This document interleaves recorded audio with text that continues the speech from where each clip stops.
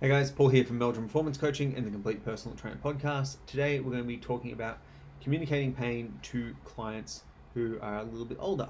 Now, if you've been a personal trainer for a hot minute, you're generally going to have come across a client that experiences some form of pain, most commonly lower back discomfort. So this trainer messaged me, they got a client with lower back pain on the right side, older lady, closer to the 50s, and he's done some fantastic work with her. The actual training program and the mobility improvements and everything she's had has been fantastic. Now, what's also happened is that she's seen a chiropractor who has diagnosed her at the market that she has a bulge. So there's a problem, and it's not my student, okay? That's the first thing I have to say. You cannot diagnose a disc bulge via looking at someone at a market. So with that, you need to be very careful with your language there, and you need to be very careful with people like that in terms of what they're going to believe next and how that's going to change their behaviors and how they move. So this chiropractor has basically noceboed the hell, nocebo making the client have a negative from nothing, and noceboed the hell out of this client to make her avoidant of any movement of spinal flexion or any bilateral loaded movement. Now, my student was brilliant, and he said these things are not uncommon. They're similar to wrinkling as you age, which he's absolutely 100% correct.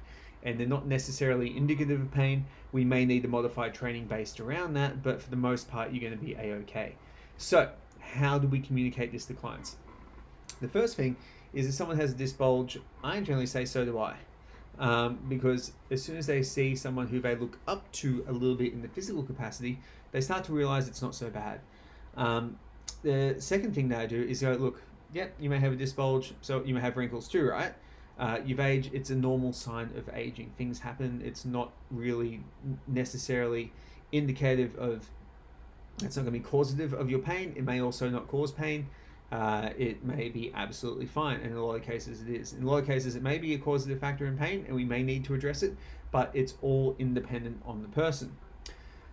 From there, treatment-wise, they'll say, well, what do we do to make it better? I'll say, well, we train smart. That's it. We just train normally, and we build your capacity up for your lumbar spine, for your muscles there, and we build up a higher supporting capacity for it to take load off the spine. We also load it in a way that's going to help it adapt to stress. So rather than just avoiding it and not using it ever again, when it comes to that inevitable time when you have to pick something up, you're not going to have the strength and the capacity there to do it. The section that's already weak, which is your disc area, apparently, is going to be the first thing to go. So why wouldn't we want to get stronger the whole way around? It can be a really fantastic conversation to reorientate someone back towards strength training, as its benefits for this kind of stuff are incredibly profound and can help people out in a number of ways. We can also reorient the conversation around the fact that there's no exercises that someone must do. So sometimes people will have in their heads that they must squat, they must deadlift, they must do all these things, but that's not really based on fact or anything like that. It's more based on an idea that someone's given to them. So what we can do in this situation is we can say, cool, let's avoid deadlifts and let's get you really strong at trap bar deadlifts, for example. There's less load on the spine. We can still get you strong. How does that sound? Oh, cool.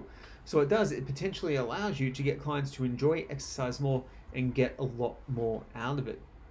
If the client does have severe pain or anything like that, best bet is to refer them off to a doctor or a physiotherapist who will diagnose them in the clinic, not at a market, and they will decide whether it is worthwhile to order an MRI or something else going forward.